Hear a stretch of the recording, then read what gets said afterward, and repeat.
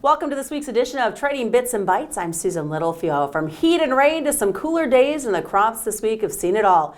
Of course, a USDA report as well. So a lot can happen between now and the 12th of August. Aaron Burles joins us with Crossroads Marketing, and thanks so much. It was definitely a crazy week with a USDA report. Absolutely, a lot of buildup, but also at the same time, I think people were kind of expecting what you got from a numbers standpoint today. Obviously negative for corn, not surprising. They pulled the acres for corn, beans, everything straight from the NASS report, which is what everybody expected. You always worry a little bit going into these reports that if everybody's leaning one way, it might go back the other way.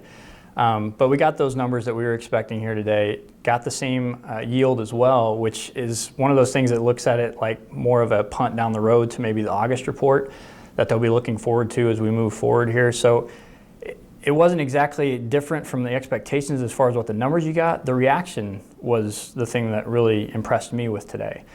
You got negative numbers, but you also got a very positive reaction from corn, beans, wheat, everything today, which shows you just the nervousness that the trade probably has and the end users probably have about what they really have bought up at this point and what they don't.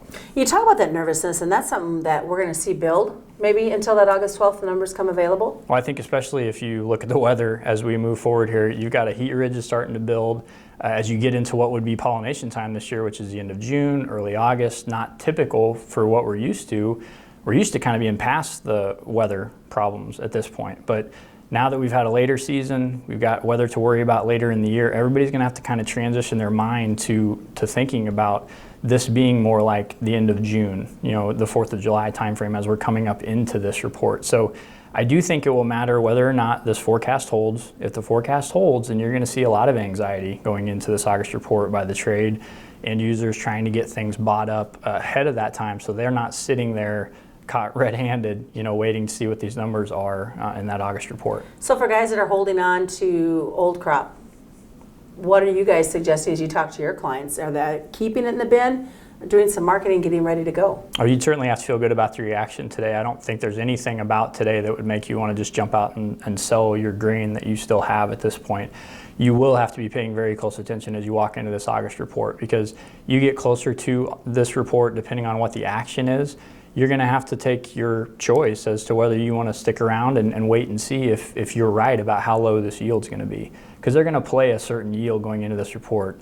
Nobody's playing 166 is what they showed you today, right? If they were actually thinking 166 yield, which is what came out today, they would have sold this thing off.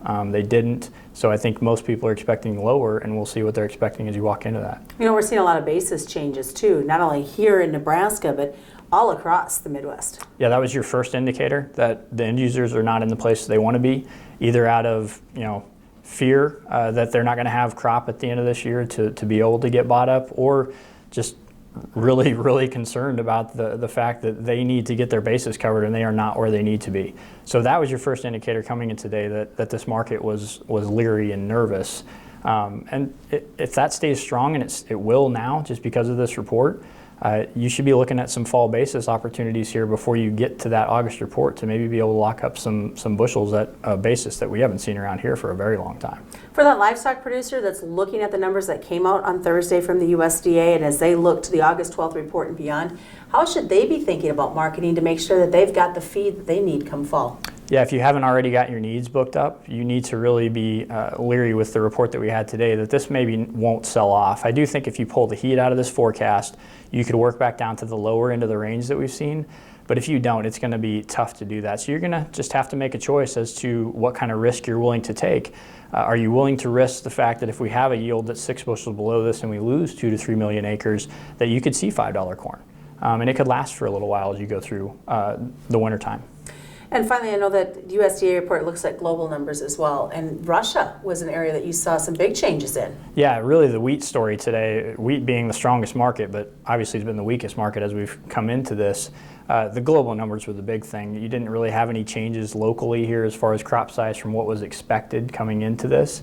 But you had 4 million metric ton decrease in Russia, million metric ton in Ukraine.